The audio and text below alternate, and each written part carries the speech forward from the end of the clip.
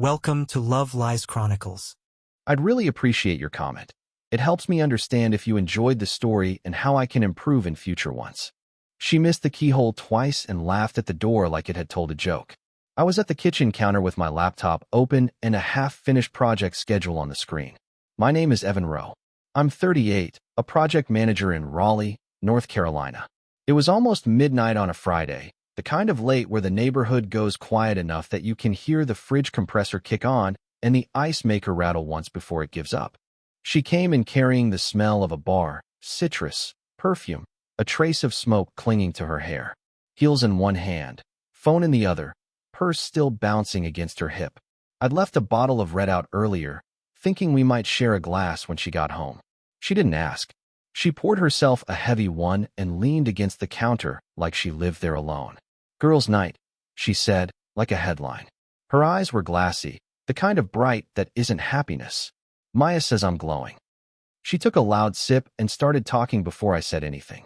About the rooftop bar, the DJ who actually knew how to read a room, the bartender who comped around because they were fun energy. I watched her recount it all to the faucet instead of to me. The faucet seemed to be listening. There was a time she'd come home from a night out and kick off the shoes mid-sentence. Tell me the dumb thing somebody said at work or how a song threw her back to college. Lately it had shifted. The stories weren't about her day. They were about a life she was trying on in front of me like I wasn't there. The phone stayed face down. The passcode changed. The ring spent more evenings in the jewelry tray than on her finger. She refilled her glass without checking how much was left. "We talked about love tonight," she said, turning the word over like a coin. Like capital L love. What it should feel like. I muted the baseball game streaming on my laptop and closed the lid. The hum of the fridge got louder. She smiled into her wine. "Maya says comfort is fine for a couch, not for a marriage." She chuckled at that, pleased with the line like she wrote it herself. "It's not that I'm unhappy," she added, drawing the word out until it sounded like a question. I miss excitement." I nodded once. That was all it took for the dam to crack. Alcohol is honest, not accurate. She started rummaging through thoughts she usually kept folded. "It's like, we have this nice little life," she said, circling the kitchen with her free hand. "Schedules, healthy meals, budgeting apps. I can set my watch by you, Evan." She pointed the rim of the glass at me, playful and mean at the same time. "And sometimes I feel like I'm living in a showroom apartment. Looks great. Not mine." Another sip, a shrug that landed more like a flinch. "Don't make this a big thing," she said, preempting the argument I wasn't starting. "It's just, I care about you, but I'm not in love with you." She said it soft, like she was testing the sentence for sharp edges before throwing it. It still had edges. I watched her face for the second beat, the one that comes after people say what they actually mean and start trying to tidy it up. It didn't come right away. Instead, she kept going, the way you do when you think your truth should be applauded for its bravery. "I want to feel wanted," she said. "Like when we first met and everything felt electric." She fanned her fingers, as if she could shake sparks out of the air. "Tonight we were talking about how you can't pour from an empty cup. You know, I need to fill my cup." I looked at the bottle. She glanced too and smirked, not catching her own punchline. "It's not about you," she added quickly, "which is what people say when it's exactly about you. I just feel like I lost parts of myself being the person you need." The faucet kept listening. I let the silence get big enough to test whether she wanted to take any of it back. She pivoted to logistics, the way you do when emotions start to scare you. Mentioned a coworker who moved into a studio and found herself. Said she'd been thinking about renting a place for a few months to see how it felt to live alone again. She said, alone, like a luxury item. At some point she used our joint card to show me a receipt on her phone. Something about splitting an Uber and how she'd get me back. The numbers were nothing. It was the reflex that said more. We had become the safest account in the room. I said, "Good to know," and meant it. Not sarcastic. Data point logged. She blinked, waiting for a reaction with shape. A raised voice, a wounded speech, a promise to do better that she could either accept or reject. When none arrived, she looked momentarily unseated, like she'd stepped off a curb she didn't see. "Don't be weird," she said. "It's just how I feel sometimes. You know I care about you." That last word was coded in the kind of pity that doesn't feel like kindness. She set the glass down, missed the coaster, left a wet ring on the counter. She laughed at the mess and swiped it with the hem of a silk top she wouldn't have risked a year ago. The top, like the laugh, said, "There are rules here, and I'm not following them tonight." She scooped up her heels and headed for the stairs. Halfway up, she turned like she remembered something urgent. "Don't take it personally," she said, as if there were a way to file it under anything else. Then she kept climbing, the soft thud of bare feet disappearing down the hallway. I stayed in the kitchen, put the cork back in the bottle, wiped the ring of wine off the counter with a dish towel, and rinsed the towel until the water ran clear. The house settled around me, that late-night quiet that makes you think clearer than you want to. On the cork board by the pantry were our neatly pinned lives, her yoga schedule, my project milestones, a flyer for a concert I'd bought tickets to and she forgot to ask about. On the fridge was a magnet from a beach trip we took 2 summers ago. The photo underneath had slipped, leaving half our faces visible, smiling at a camera neither of us looked into anymore. It was just the first time she stopped pretending it was anything else. The new passcode, the ring in the tray, the way she'd turned the word routine into an insult and predictable into a character flaw. The way we should talk had become, "I don't have the energy." None of it was a surprise tonight. It was simply the night the stack fell, and she called it gravity. I washed the 2 wine glasses in the sink. Mine, clean from earlier, and the one she smudged with lipstick. I set them upside down on the rack to dry. I checked the lock, turned off the light over the sink, and stood there for one more breath, long enough to feel the exact shape of the space she'd made between us. Upstairs, a drawer shut. Another. The music of a person putting herself to bed inside a life she didn't plan to keep. I wasn't angry. That surprised me. I felt something colder and more useful than anger. A click, like a tool seating into the right socket. "Good to know," I said again, quietly to the dark. It was the last night she'd be able to say something like that and expect the world to stay arranged in her favor. Morning came in pieces, water running somewhere in the pipes, a car door outside. The slow realization that the house felt different because I did. She slept in. I didn't. I made coffee for one and scrambled 2 eggs in a small pan I hadn't touched in months because I usually cooked for both of us. The habit to ask, "Want some?" rose and died in my throat. I plated my breakfast, ate standing at the counter, and rinsed the dishes before the yolk dried. She came down eventually in an oversized sweatshirt, hair tied up, skin puffy around the eyes. The look people wear when they're hoping the night edited itself while they slept. "Morning," she said, careful like the word might set off something. I nodded. The coffee machine hissed. She watched the drip like it owed her an apology. "Rough night?" I asked, even tone. It wasn't kindness so much as establishing that I remembered all of it. She breathed out a laugh that didn't make it to her eyes. "We overdid it. You know how it is." She poured coffee, grimaced without milk, opened the fridge to find we were out because I hadn't bought any yesterday like I always do. "I'll grab some later," she said to the shelf. Then, after a beat, "Did I say anything weird?" I loaded the dishwasher with 2 plates and a fork. "You said you cared about me, but you weren't in love with me," I said. "Among other things." Her mouth tightened. "I was drunk." "I know. I didn't mean." She stopped, trying to decide whether to retract, minimize, or double down. "Can we not make this a whole thing?" "We won't," I said. At my desk, the morning stand-up flowed the way it always does. Tickets, blockers, the rotation of faces in little squares, but I wasn't in there the same man. Between tasks, I opened the calendar and deleted the reminder titled Asheville, Finalize Cabin. Another titled Her Birthday, Call Florist. I canceled a dinner reservation I'd held under my name for 3 weeks because the good places book out early. Each confirmation email landed like a quiet click in my chest. By lunch, a group text on her tablet lit up the screen we still used for bills. A photo from last night. Her, Maya, and 2 other women leaning against a metal railing, city lights smeared behind them. Heart emojis piled underneath. Someone wrote, "We love this version of you." Maya added, "You deserve fireworks, not candles." I flipped the tablet face down and went back to work. I stayed late for the first time in a while and didn't pick up wine or ask if she wanted anything. Dinner was grilled chicken and a bagged salad eaten out of the mixing bowl because fewer dishes. I took the chair in the den and read with the door open while she watched a show in the living room and laughed at the same places I've heard her laugh for 2 seasons. Our house has never been quieter. Around 9, she drifted to the doorway and leaned there. "You okay?" she asked, studying my face like there was a switch I might flip if she found it. "I'm fine." I looked up long enough to prove it. "You?" She folded her arms.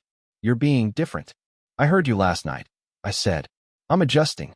She pushed off the doorframe. "So you're punishing me?" "No." I marked my page and set the book on the arm of the chair. "I'm accepting what you said at face value. That's all." She tried to laugh and abandoned it halfway. "You're really going to be literal about this?" "I'm going to be clear," I said. "You told me how you feel. I'm not going to argue with your feelings." She retreated to the living room and turned up the volume. 10 minutes later, the sound went down again.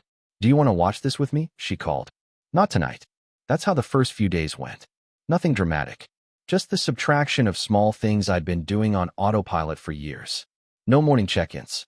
No, "I'll swing by and grab it for you," or "I'll call and move your appointment if you're running late." Adult, competent, polite. Absent in every way that mattered. Wednesday, she came home with takeout from the Thai place when she knows I'm picky about sauce, set it on the counter, and waited. "We could split this," she offered. "Or not," she added quickly, as if generosity needed an escape hatch. I made a sandwich and thanked her for thinking of me. She watched me spread mustard like it was a betrayal. Thursday morning, she hovered near the door when I picked up my keys. "Do you have time to talk tonight?" she asked. "About what?" She blinked. "About what I said. I don't know. I think it came out wrong." I understood it. She tried again. "I shouldn't have dropped it on you after a night out." "You're right," I said. "But you did. And it told me what I needed to know." She searched my face for either softness or rage. Finding neither, she nodded like she'd found a wall where she thought there was a door. At work, people noticed in the way coworkers notice. "You look clear today, man," someone said during a one-on-one. I did. I pushed 2 projects forward and cleaned up a backlog without the weight of wondering if the spark I was supposed to create at home would land. Lunchtime, I closed the tab with the travel deals. That night, I folded laundry without doing the thing where I put her favorite tops at the front of her drawer. I set them on the bed instead. She walked in, saw the pile, and stared like I had written a word she didn't recognize on her pillow. "Did I do something?" she asked. "Yes," I said. "You told me the truth." Her jaw set. "You're impossible." "I'm predictable," I said, and let the word sit where she'd left it, no longer an insult. Friday, Maya's name lit her phone while it was on the kitchen island. She turned the screen over with a quick, guilty flick. Later, I heard her on the porch in the late light, voice low, saying things about energy and taking space, and how I was shutting down. I watered the ficus and didn't eavesdrop with my body, even though my ears caught pieces. When she came back in, she was bright in the way people get after their corner of the crowd tells them they're right. "We should take a little break this weekend," she said, already opening the weather app on her phone as if the forecast could notarize the idea. "I can go to Maya's. Give us both time to think." "You should do what you want to do," I said. "You don't need my permission for that." "What do you want?" she asked finally. "I want truth and respect," I said. "You already gave me one. I'm arranging my life to secure the other." She stood there, silent, an equation she couldn't solve. "This isn't you." "It is," I said. "It's just not the version that keeps the lights on when you flip the switch." Saturday morning, there were no errands together. I did the oil change and grocery run early. I bought only what I eat. The cart looked like a bachelor's diet, and I let it. At home, I restocked the pantry and didn't write her preferred cereal on the list. In the afternoon, I went for a long run without announcing it, and came back to a text from her. "Where are you?" I replied 2 hours later. "Out." She sent a thumbs-up emoji like a white flag, and then another message. "Can we talk tonight?" I answered, "We already are." That evening, she tried a new angle, nostalgia. She pulled out the photo box I keep on the top shelf, spread our early years on the coffee table, and smiled at the same 3 pictures she always picks. The one with the rainstorm on the cabin porch, the one where my hair was longer, the one where she's laughing with her whole face at something unimportant. "We were good," she said. "We were," I agreed, and left the past where it belonged. Later, she said, "You could at least tell me what you're thinking." The complaint of a person used to free access. "I'm thinking about next steps," I said, calm as a meeting agenda. "And I want those to be quiet until they aren't." She went upstairs without slamming anything. Progress of a sort. In bed, I heard her turn a page, and another, too fast to be reading. I brushed my teeth, turned out the lights in rooms I was done using, and took my book to the den again. By Sunday, the silence wasn't empty anymore. It had edges. She paused in doorways, listened for cues that weren't coming, checked the tablet for shared calendars, and found fewer entries than before. I didn't build tension, I stopped relieving it. Her group chat kept buzzing.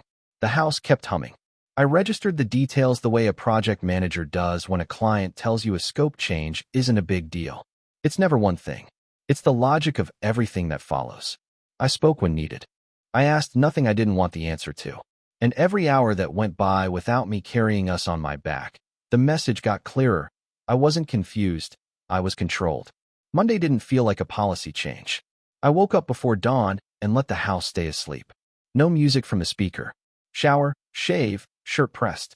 I moved like a guest who knew where everything was but didn't touch more than he needed. At work, I treated my calendar like a construction site. Demolition first. I cleared the recurring reminders labeled with her initials, archived the shared list that kept me in charge of groceries and gifts, and moved my training runs into the early evenings so I wasn't home when the sun made the living room look kinder than it was. The silences in my schedule were an invitation I'd refused for a year. I accepted. An email pinged from a college friend, Kara, now a comms director for a local nonprofit. Industry mixer Thursday. Sponsors, builders, people who still shake hands like they mean it. I used to decline by reflex. The good husband saving energy for date nights, she canceled at the door. This time I clicked yes. Then I went to a proper barber on my lunch break instead of the strip mall place I'd been using. Clean cut. Neck hot toweled. I walked out smelling like eucalyptus and decisions. At home that night, she hovered in the kitchen while I cooked a simple steak for one. No shared plate. She tried small talk from the doorway and got small answers. When I moved past her to grab the pepper, she reached out like she might touch my arm, then let her hand fall to her side. Later, she scrolled on the couch and laughed at something on her phone. I ran a load of laundry and let it finish without folding hers. Tuesday, I turned off location sharing on my phone. She noticed by lunch and sent a message. Find My says your location is off. I replied, correct. Nothing else. A minute passed, then 3 dots, then nothing. The first time in months that our conversation had the exact number of words I meant for it to have. At 3:10 a.m. delivery showed up at my office. A small arrangement of white tulips and rosemary, clean and understated. The card read, for the cleanest presentation our board has seen in years. Thank you. D. A vendor rep we'd just landed a contract with, a woman twice my client's age with a voice like gravel and a handshake that said she'd outlived trend cycles. I took a photo and sent it to our admin to confirm receipt. The shared iPad at home logged the delivery email. By dinner time, I knew she'd seen it. Who sent you flowers? She asked, leaning against the counter like a detective in a commercial kitchen. Someone who appreciates good work. That's vague. Accuracy isn't vagueness. She waited for details. I plated chicken, sat, ate, and left the card in my bag. Wednesday, I posted a photo for the first time in months. Rooftop, late light, skyline looking like it borrowed color from a postcard. No faces or tags. Just a line in the caption, good people, good air. That could have referred to anyone or no one. Within 2 minutes, a notification popped that she viewed it. 10 minutes after that, she texted, where are you? I held the phone until the urge to answer passed, then slipped it back into my pocket and went back to the conversation I was already in. The mixer on Thursday was all handshakes and name tags and the kind of music that keeps people from hearing how loudly they're talking. I didn't flirt. I listened more. I met a glass artist who builds with demolished materials and a city planner who has ideas that'll annoy half of Raleigh and improve it anyway. Kara took a photo of a few of us on the terrace and sent it to me later. No one close, no one posed, just a set of adults who looked like they were awake. When I got home, I set my phone on the charging pad in the kitchen where the screen lit the counter like a nightlight. A few messages pinged from the group thread. Great seeing you out. Next time, your turn to host. We've got a site walk Tuesday if you want in. None of it needed a reply. All of it said what it needed to say. She stood in the hallway in a t-shirt that used to mean I'd stay up and talk until I watched her fall asleep. I poured water and went upstairs. The house didn't ask me to explain. Neither did I. Friday morning. She left the iPad face up on the island with the email open from the flower vendor's order confirmation. A little theater. I read it as I walked by and didn't adjust my expression. She followed me to the doorway of the den. "You're being performative," she said. "No," I said. "I'm being specific." "What do you want me to do with that?" "Believe it." Her eyes went to the tulips on the corner of my desk like they were an accusation. "This is petty. Petty is pretending drunk words aren't real because morning came," I said. "This is me behaving as if they are." She stared at me long enough to collect a counterargument, then lost it somewhere between her throat and her pride. "We could go out tonight," she said, pivoting. "Reset. There's that new place on Glenwood. Everyone at work loves it." "Can't," I said, and let the word rest there like a plate I had no intention of catching if she threw it. Later, Maya's name lit her phone again. The call moved to the porch, then the steps, then the curb.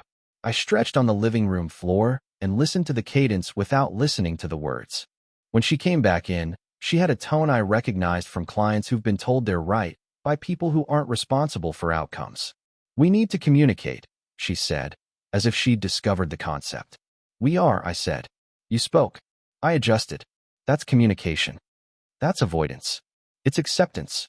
Saturday morning, I packed a gym bag, booked a day pass to a climbing gym across town, and didn't invite anyone into the plan.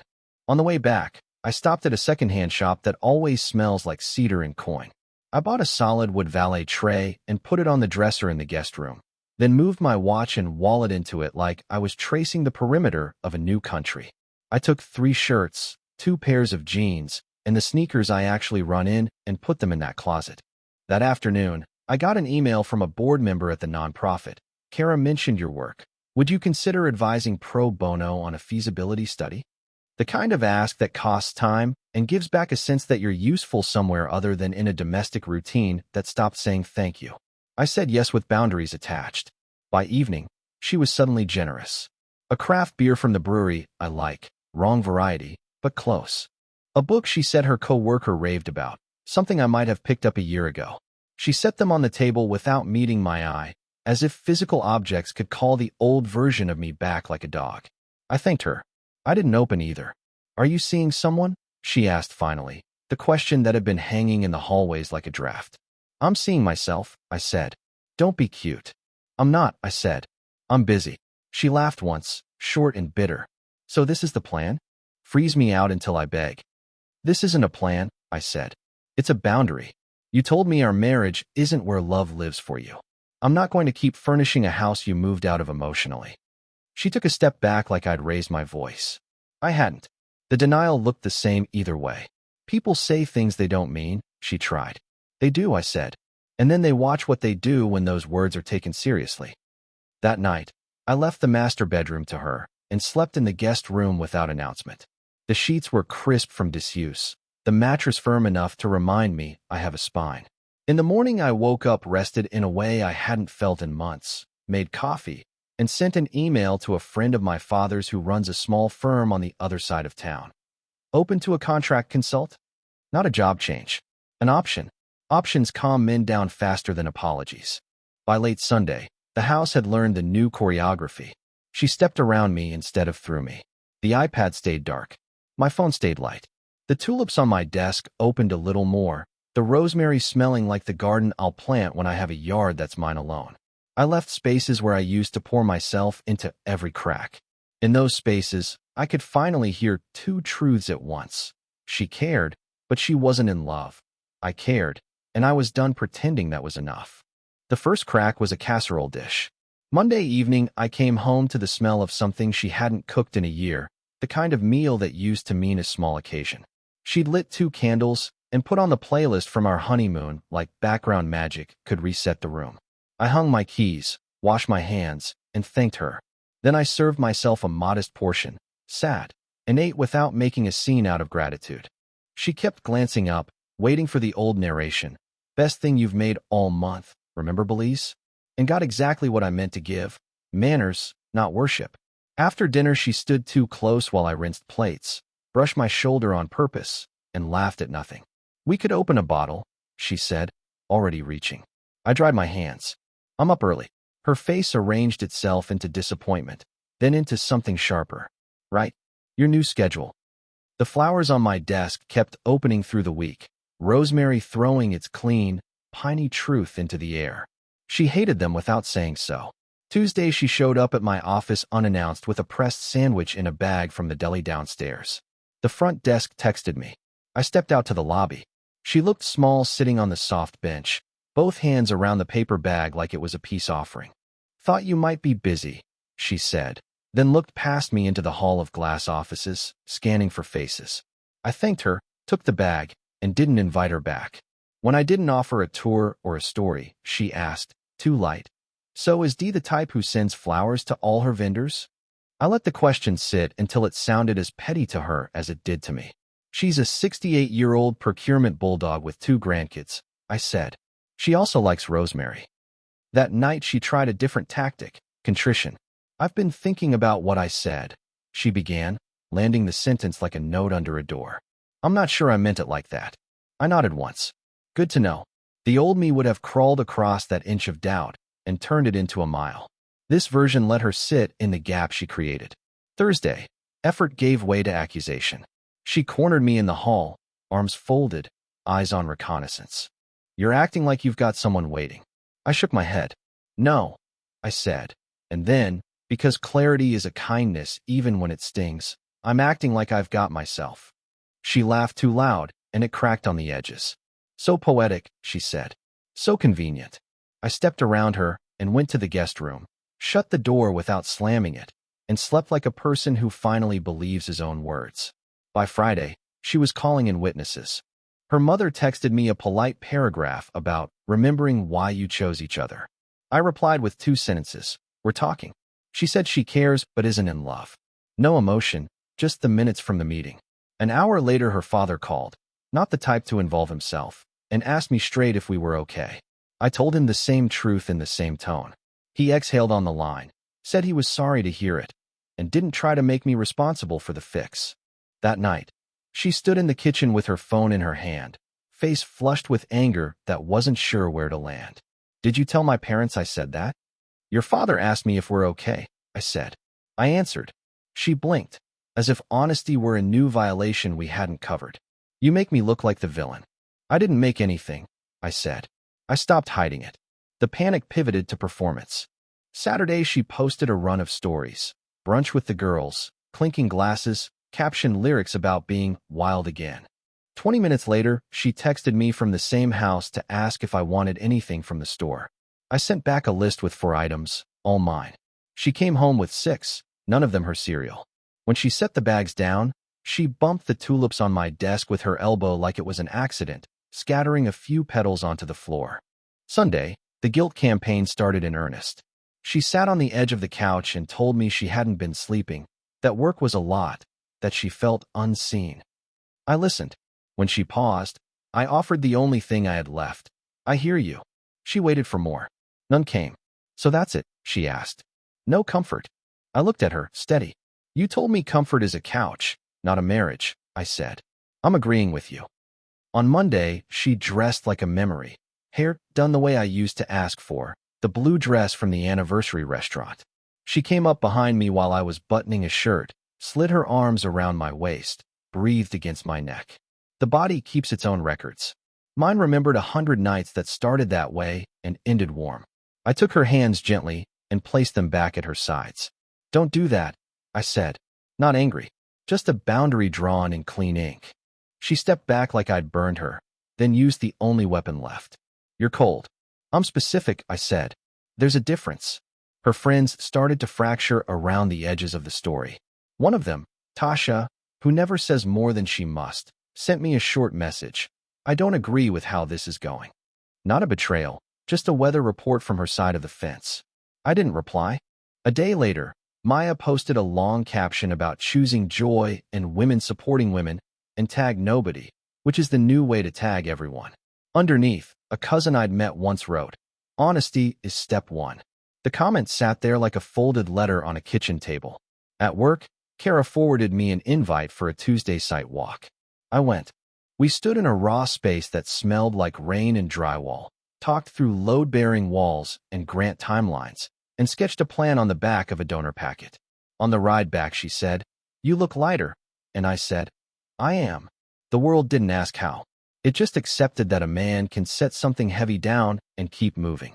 That night, I found her at the dining table with a legal pad and a pen she keeps for serious thoughts. "I've made a list of what we can change," she said, sliding it toward me like a settlement offer. "More date nights. Shared therapy. Remove distractions. Weekend trip." The list was neat, underlined, reasonable late. "These are good ideas," I said. "They're just not for where we are." She tapped the pen against the paper. "Where are we, Evan?" I looked at the guest room door, at the tulips now starting to fade, at my calendar with fewer obligations that belonged to her. "We're in clarity," I said. The next morning, she tried fury again. "You're throwing this away over one sentence." I shook my head. "I'm not throwing anything.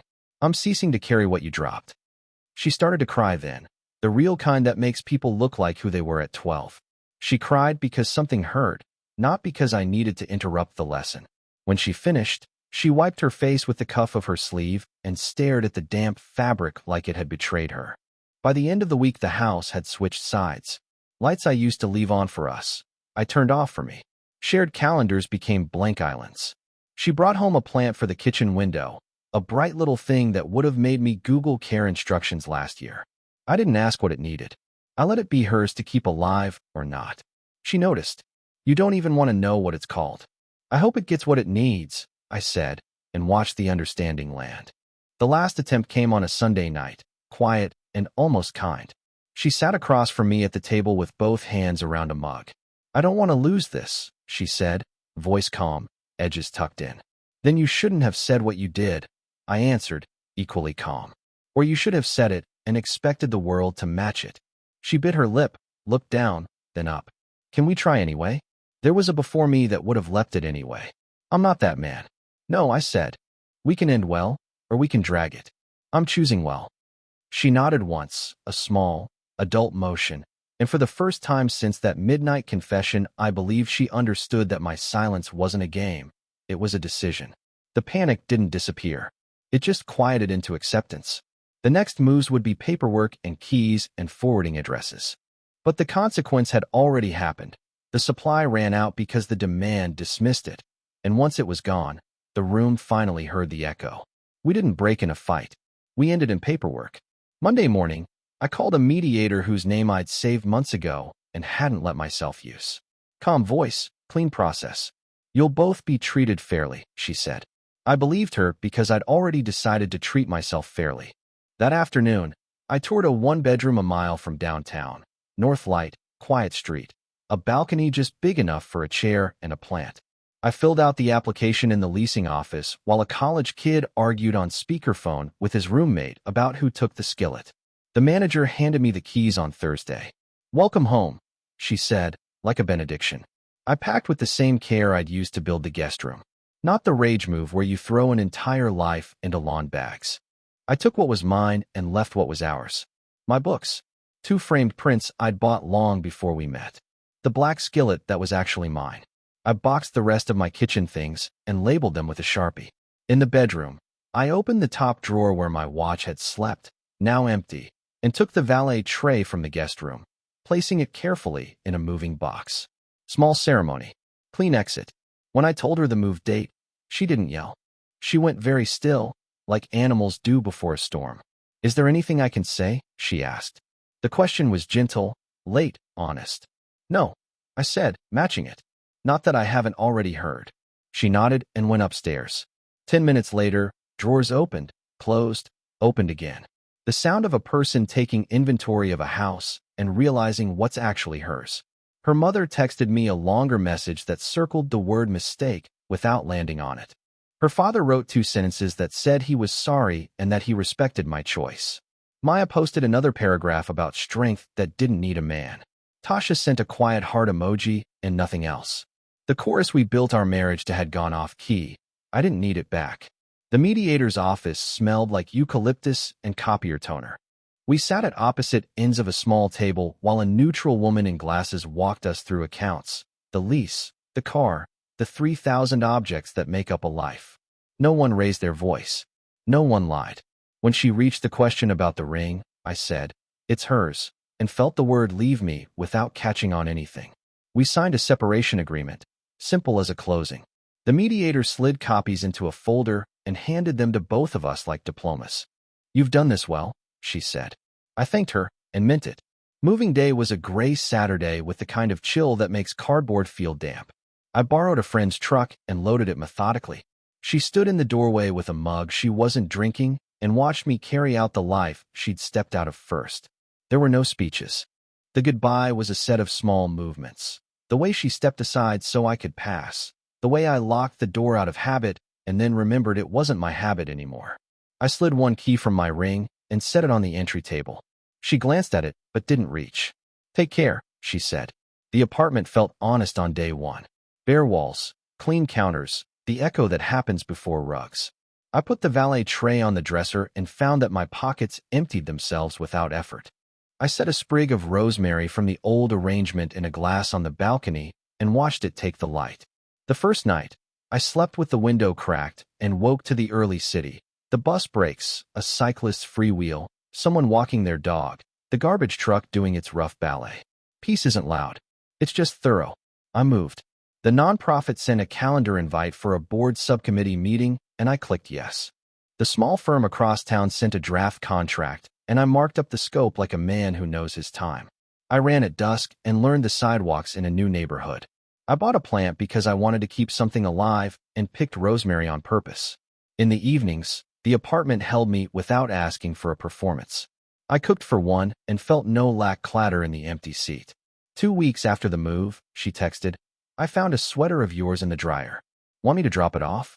I answered, "Leave it with the doorman." "Thank you." She sent a second message a minute later, longer. I didn't want to be cruel that night. I was trying to be honest. I didn't realize what honest would cost. I read it twice and put the phone down. Some sentences don't require reply because the answer is already outside them. People will tell you endings need grand gestures. Mine was ordinary. I changed my emergency contact to my sister. I moved my health insurance paperwork to my own folder. I set my phone to do not disturb after 10 and realized nothing urgent knocks at midnight that can't knock at 9. There were moments when muscle memory tried to drag me backward. The first time I reached for my phone to share a dumb photo of a dog in a window, I stopped and put the phone down on the table, palm flat, like teaching a skittish animal to stay. The reflex faded. New ones formed. I texted my brother about a game. I sent my dad a photo of the rosemary on the balcony. It looked hardy, stubborn, herbal proof that something cut can still root and thrive. She tried once more on a Thursday at dusk. I was dropping a package at the old house because the courier hadn't updated the address. She stepped onto the porch in a sweater I used to love, arms wrapped tight against the evening. The yard sounded like summer even though the air hadn't decided yet. "I keep thinking this feels like a punishment," she said, not accusatory, curious, the way people test a wire to see if it's live. "It isn't," I said. "It's a consequence." She nodded slowly, and for the first time I could see her as a separate person in a story that no longer needed me to move. I drove away without looking in the rear view. You always think the rear view will show you something worth narrating. It always shows you a smaller version of what's already behind you. Months turned in a quiet click. The nonprofit's feasibility study turned into a real plan. I presented in a room full of people who cared about buildings because they cared about what happens inside them. Kara slapped my shoulder and said, "Good air," and we laughed at the callback. The small firm offered me a retainer. I took it and blocked off the hours in my calendar like stakes in clean ground. Some evenings, I sat on the balcony with a glass of water and listened to the rosemary catch the wind like a low flag. I heard through a mutual friend that she moved across town, that the girls' nights got smaller, that Maya unfollowed 3 people in 1 week like it was an exorcism. None of it felt like news. It was weather. I hope she finds what she said she wanted. People ask, if they're brave enough, what I would change. I wouldn't change the night she told me the truth. I would only change the month I spent before it, keeping the lights on with a patience I mistook for love. The line I drew after was simple. I will not be tolerated where I am meant to be chosen. On the first morning I forgot to think about her before I thought about coffee, I knew I was across. The apartment smelled like toast. The sun dragged itself over the brick across the way and laid a new square of light on my floor. I stood in it. It was small. It was enough. Dear listeners, please share your thoughts in the comments. And do not forget to like, share, and subscribe to the channel.